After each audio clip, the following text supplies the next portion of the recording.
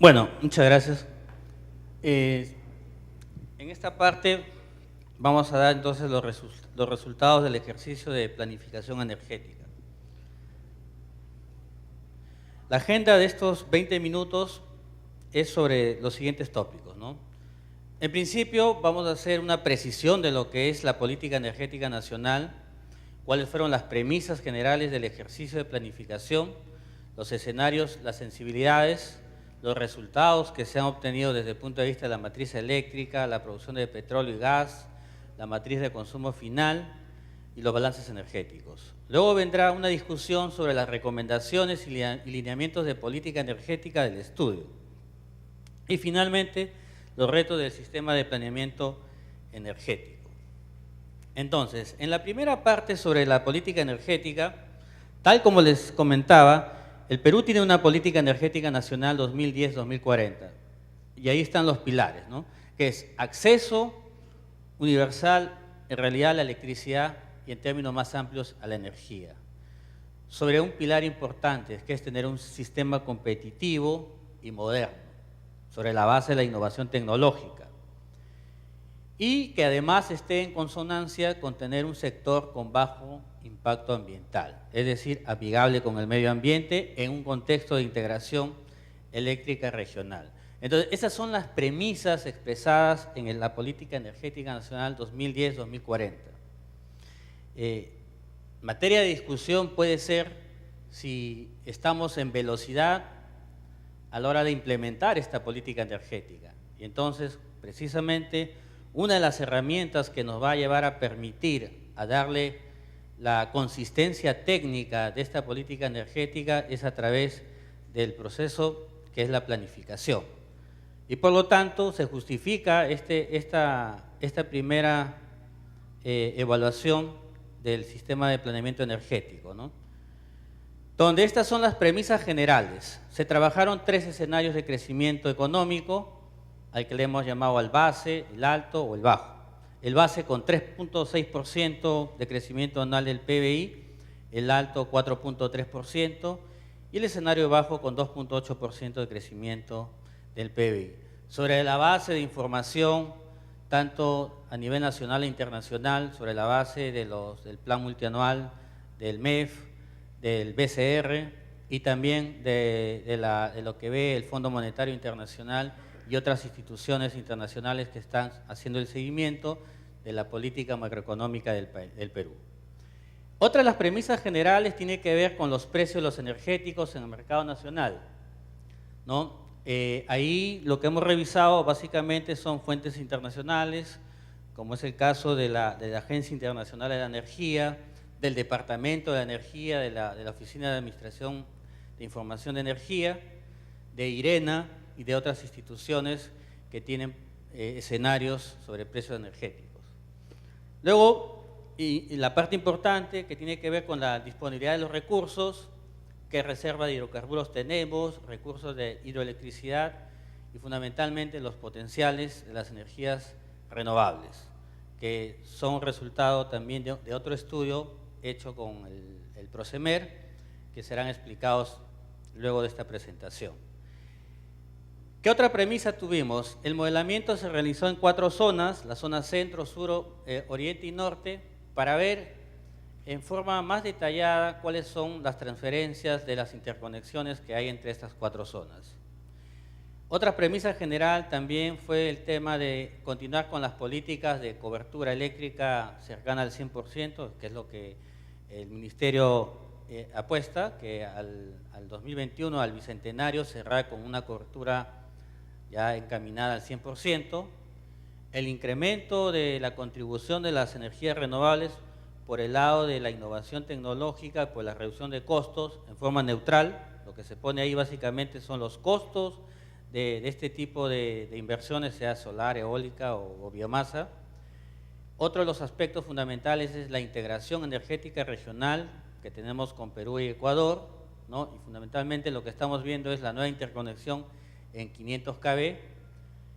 También continuar con esa política de masificación de gas natural y lo que ya está en ciernes, que es la modernización de la refinería de La Pampilla de Talara, y establecimiento de una red nacional de gasoductos y finalmente medidas de eficiencia energética en los sectores residencial, transporte e industrial.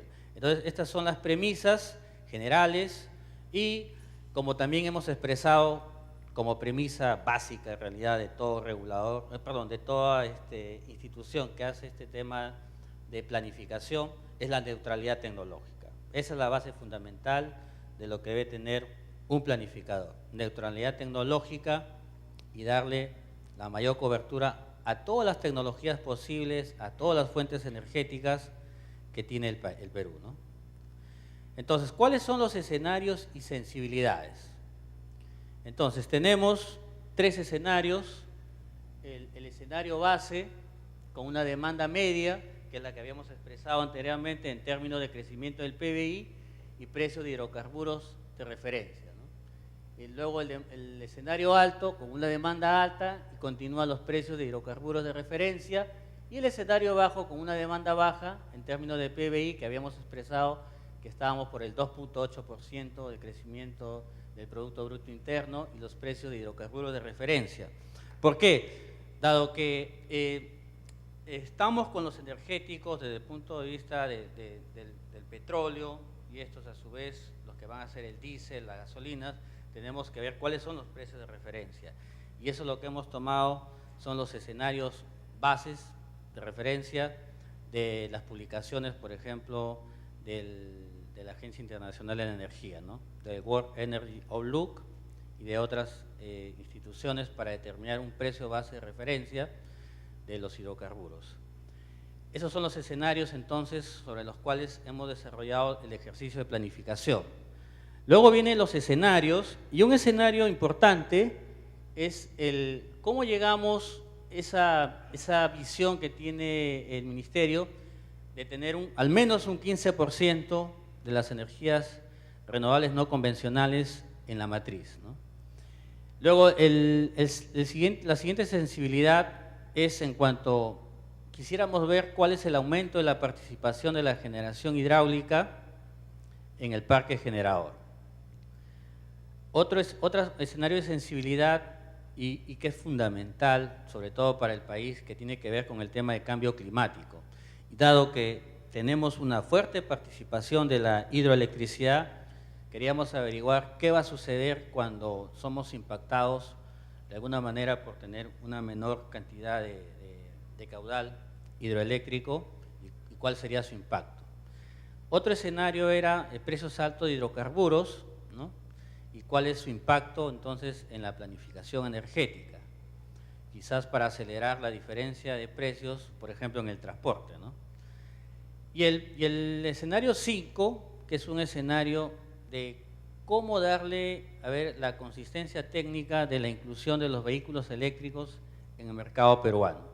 Entonces, esas 5 sensibilidades son las que han sido analizadas en este ejercicio de planificación. A continuación, luego de haber expresado entonces las premisas generales y el contexto de cómo hacemos la planificación, corresponde entonces a entregarles a ustedes estos resultados que tenemos a la fecha, ¿no? Entonces, tenemos ahí la matriz eléctrica expresada en tres puntos de corte transversal, ¿no? Que son el 2017, el 2030 y el 2040. Entonces, si ustedes observan, tenemos una componente térmica importante en el 2017 con 31.47%, al 2040 llegamos con 36.8%, y en el caso de las renovables, que en el 2017 teníamos un 3.28%, llegamos a terminar alrededor de 20% de inclusión de las energías renovables en la matriz eléctrica.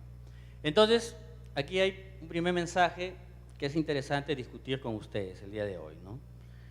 ¿Cómo hacemos factible entonces que estos escenarios de planificación, donde nos están dando ya una idea de cuál es la participación de las energías renovables no convencionales, cómo llegamos a ese escenario 2040? Entonces, tenemos que discutir las condiciones habilitantes para esa meta. Entonces, podemos discutir desde cambios normativos, ¿no? Cambios de procedimientos, entre estos, lo que está en discusión, y seguro que ustedes está en su mente, el tema, por ejemplo, de la potencia firme, que es importante para esa inclusión de energías renovables, u otros mecanismos que posibiliten que esa inclusión sea posible. Desde el punto de vista operativo, por ejemplo, la discusión que debemos hacernos es cómo hacemos que nuestro sistema eléctrico sea flexible. Y por flexibilidad debemos entender dos cosas fundamentales, que en la inclusión de las energías renovables no convencionales hay una variabilidad. La variabilidad en cuanto a la producción en sí de las energías, digamos, las no convencionales, que es la solar o la eólica. Pero una cosa distinta es hablar de variabilidad e intermitencia, son cosas distintas. Lamentablemente la traducción que se está dando acá en el Perú es sobre intermitencia y no sobre variabilidad. Y la otra cosa que también debemos discutir es en términos de la incertidumbre que tiene estas nuevas tecnologías en la oferta, ¿no? Entonces son dos cosas importantes sobre las cuales uno puede conversar sobre qué cosa es flexibilidad en el sistema eléctrico. Entonces, una flexibilidad en un sistema eléctrico no es otra cosa que cómo podemos gestionar este nuevo tipo de tecnologías, con una variabilidad, ¿sí? Con una incertidumbre en la producción. ¿Se puede hacer? Efectivamente, eso se puede hacer. Lo están haciendo otros países, lo están haciendo. Eso no es algo que nos limite a la inserción de las energías renovables. Y esa es una discusión que debemos tener. O sea, estas dos cosas no pueden ser una limitante de la inserción de las energías renovables, porque el ejercicio de planificación con la neutralidad tecnológica que estamos presentando indican eso, salir de un 3.28% hacia un 20% en el 2040. Entonces, hacia adelante los retos que tenemos que ver, ya no solo desde el punto de vista de planificación, sino desde el punto de vista regulatorio, desde el punto de vista del operador del sistema, es cómo hacemos que sea flexible el sistema eléctrico, ¿no? Y ahí tendríamos que ver entonces desde los sistemas complementarios, de la regulación de la frecuencia, la regulación de la tensión, y cómo es que también la tecnología permite ahora dar estos dos escenarios, pasando por los sistemas de almacenamiento de energía, que es otro componente interesante que también debe estar en la mesa de discusión cuando estamos analizando estos escenarios. Por el lado de los hidrocarburos, tanto en el petróleo y el gas, lo que encontramos es que al 2040 estaríamos como producción de petróleo crudo nacional en 50.5 miles de barriles petróleo día, que es sobre la base de información de Perú Petro. Y en el lado de la producción de gas natural estaríamos incrementando como 410 millones de pies cúbicos día, que incluye entonces la necesidad de, por una parte, reinyección de gas natural y por otra parte, necesidad de transporte de gas natural. En ese escenario, ¿no? Se ha modelado el gasoducto subperuano y tiene una participación dentro de esos 410 millones de pies cúbicos día, pero a su vez también está ahí la expansión de ciertos tramos del gasoducto TGP y por el lado también de la producción en el norte. Ahora, desde el punto de vista de la matriz de consumo final, observen ustedes que en el 2017 la participación del diésel es de 31.03%. Sobre la base de las medidas de eficiencia energética que están incluidas en la planificación, sobre la base de esta inclusión de electromovilidad y de otros mecanismos que se están introduciendo en la planificación, encontramos que al 2040 esa participación del diésel está cercano al 29.7%. Es decir, en el sector que sobre todo explica este tema del diésel, que es el sector transporte, hay una inclusión de electromovilidad, hay una inclusión de otras tecnologías como el gas natural vehicular. En cuanto a la electricidad, encontramos que tiene una participación del 17.4% en el 2017 y va hacia un 22%, ¿no? 21.006% de la electricidad. El gas natural va desde 12.04 hasta 20.35%, ¿no? y es básicamente por los usos que va a tener el gas natural en el sector industrial y en parte en el sector transporte, ¿no? Entonces, ese es el escenario de consumo final. Y entonces, lo que uno encuentra aquí es, en el tema del gas natural, encontramos que todavía tiene un rol importante en esta transición energética hacia las energías renovables, porque es claro que en un sistema donde vamos a tener una inclusión del 20% de energías renovables, va a tener que, o la hidroelectricidad o el gas natural, ser el complementario para esta inserción. Por eso es que es importante cómo le damos viabilidad desde un punto de vista operativo a esta inserción. Les comentaba yo de la flexibilidad del sistema. Entonces, otra herramienta importante que dentro de la planificación, aun cuando no nos corresponde la operación en sí misma, sí nos interesa saber, por ejemplo, modelos matemáticos de despacho de la energía solar, de la energía eólica, para poderle darle viabilidad a lo que estamos viendo, ¿no? Ese es un tema que también merece una discusión. Por otro lado, tenemos la demanda de energía por sectores. En el sector transporte se observa que el diésel va a tener una disminución de su participación, habrá mayor participación también de la electromovilidad. En el tema de la industria también es importante una mayor introducción del gas natural. Y algo que es importante es que en el sector residencial, ven ustedes la línea naranja, ¿no? Que en realidad es el tema del uso de la leña. La apuesta es que a futuro la leña disminuya su participación y está en línea también con el tema de lo que se conoce pues como la escalera energética, ¿no? Que a mayores ingresos se espera de que la gente vaya con menor uso de las energías que son muy contaminantes. Por el lado de las emisiones, estos son los resultados, y aquí lo que sería materia de discusión es, fíjense, el que está entregando mayores emisiones de CO2 es el sector transporte. Por lo tanto, es un tema que hay que darle la mayor profundidad de análisis y cómo es que introducimos la electrificación del transporte.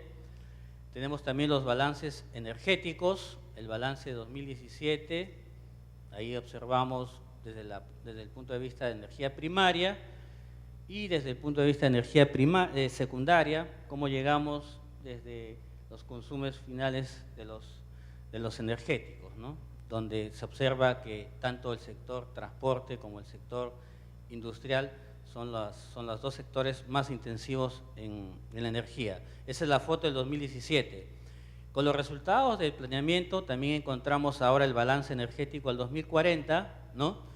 Y en el tema del escenario de la energía secundaria, también encontramos que va a haber un componente importante del transporte, ¿sí? Y el sector industrial, seguido del sector residencial. Y quizás importante ahí es observar el tema de la minería, ¿no? Entonces, ¿cómo hacemos que le podemos dar mayor competitividad al sector minero? Bueno, una de las formas es utilizar las energías renovables. Si somos capaces de poder hacer todo el uso potencial que tenemos en el sur, donde hay una demanda importante de minería, y podamos generar, no solo desde el punto de vista de electricidad, sino más importante es pensar, por ejemplo, en los sistemas de acarreo que tiene la minería. ¿Cómo hacemos que esos camiones mineros, los Komatsu, los Caterpillar, los 793, por ejemplo, puedan ser activados con energía solar, las que van a ser a través de un banco de baterías, y poder tener entonces la electrificación del sistema de acarreo en minería, con lo cual podríamos darle una mayor competitividad y reemplazaríamos todo el diésel, ¿no? Entonces tiene una cadena importante, que es lo que estamos haciendo dentro del sistema de planeamiento, las rutas de los mapas tecnológicos, y de eso estamos haciendo con cada uno de los sectores. Hemos empezado con el sector de pesquería, el martes pasado hicimos con el sector minería, con el ISO 50001 y otros mecanismos para mostrarles la potencialidad tecnológica que tiene el tener dentro de la cartera de inversiones las nuevas tecnologías. Bueno, tiene la parte de las recomendaciones y lineamientos que propone el estudio de consultoría. Hay algunos puntos que sí me gustaría detenerme, por ejemplo, en la primera, que es liberar la posibilidad de participación de las energías renovables. Es decir, ¿cómo hacemos que entonces sea viable las energías renovables en el sistema energético? Esa es una recomendación del consultor. Otro punto es desarrollar e incrementar la flexibilidad del sistema eléctrico, en línea nuevamente con las energías renovables. Otra de las recomendaciones es establecer un marco normativo que considere de manera explícita, por ejemplo, el tema del poder de mercado que podían estar teniendo algunas de las empresas de generación. ¿Qué otro tema es importante, ¿no?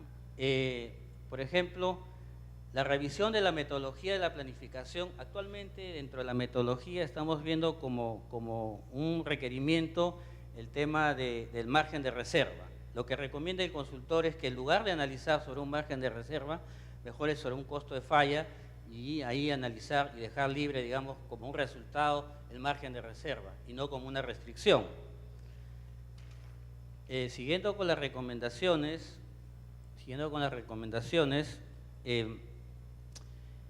dice, ¿no?, evaluar de manera más general y promover mejoras en eficiencia tecnológica en todas las cadenas productivas. Y eso lo estamos haciendo a través de estas rutas de mapas tecnológicos y a través de estas presentaciones que estamos haciendo a todos los sectores productivos con el ISO 50001. También tenemos otro tema importante, que es publicitar los resultados de una expansión óptima del sistema eléctrico a fin de facilitar la toma de decisiones del sector privado. Efectivamente, eso es lo que nos está faltando ahora por implementar, de salir a discutir estos resultados y cómo le damos entonces la retroalimentación y la consistencia de lo que estamos obteniendo, ¿no?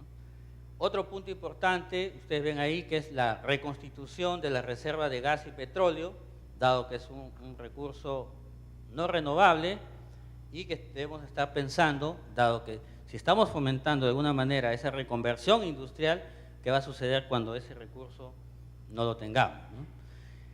¿Qué otra cosa importante también? La primera que aparece ahí es sobre la evaluación de medidas de reducción de impacto ambiental en las herramientas desarrolladas. Discutíamos en la mañana el tema de la inclusión de las externalidades negativas en nuestro análisis de planeamiento. Otra recomendación es profundizar la sustitución de combustibles tradicionales en el sector transporte, lo que ya venimos diciendo que es la electrificación del transporte, la evaluación de las medidas de promoción de desarrollo de gas natural mediante las herramientas desarrolladas y desde el punto de vista de planificación, aquí hay tres mensajes importantes. A ver, la primera es mantenimiento, estabilidad y fortalecimiento del equipo de planificación del MINEM, que como les había comentado, somos 5 funcionarios, de los cuales somos 2 doctores y los demás son ingenieros. Ya. Eso mismo nos ha expresado el doctor Tomás King, que tienen 290, hoy te hago también 290 funcionarios, con un 70% de doctores o maestros. O en el caso de Chile, ¿no es cierto?, que en total en la parte eléctrica son 3, y en la parte de hidrocarburos son como 5, o sea, estamos hablando de un personal de 8 personas. Y el tema de la interconexión con Ecuador, que es un tema fundamental para lo que va a suceder en el 2022-2023, con la llegada del gasoducto subperuano y todo este tema de cómo podemos hacer frente a este reto del 2022-2023. Y finalmente, ¿cuáles son los retos del sistema de planeamiento? Estos son, ¿no? Entonces, este ejercicio que ya hemos concluido, ahora tenemos que darle continuidad. Continuidad no solo en los planes que estamos diciendo que deberíamos hacer, tal como lo ha recomendado el consultor, y que creemos que estos ejercicios de este planeamiento a 20 años, hacerlos con una frecuencia de cada 5 años de retroalimentación, el ejercicio de 10 años con una visión de cada 5 años y esto de corto plazo. Entonces, en adelante ese es el reto. ¿Cómo hacemos que este sistema de planificación permita de servir de fuente de información a las tomas de decisiones? Y el reto que estamos ya asumiendo es el tema con el 2022-2023 y qué pasará con la demanda del sur. Y así tendremos que asumir otros retos como la electromovilidad, como el tema de la inclusión de las energías renovables, que deberían ser modeladas de una manera más explícita en nuestro sistema de planeamiento. Y finalmente terminamos con un pensamiento de Winston Churchill, ¿no? Los planes son de poca importancia, pero el planeamiento es esencial, porque un plan puede inmediatamente o al corto tiempo quedar obsoleto, pero el proceso es lo esencial, porque me ayuda a tomar retroalimentación y tomar otros caminos en la búsqueda de esa visión que tenemos del futuro. Muy bien, muchas gracias.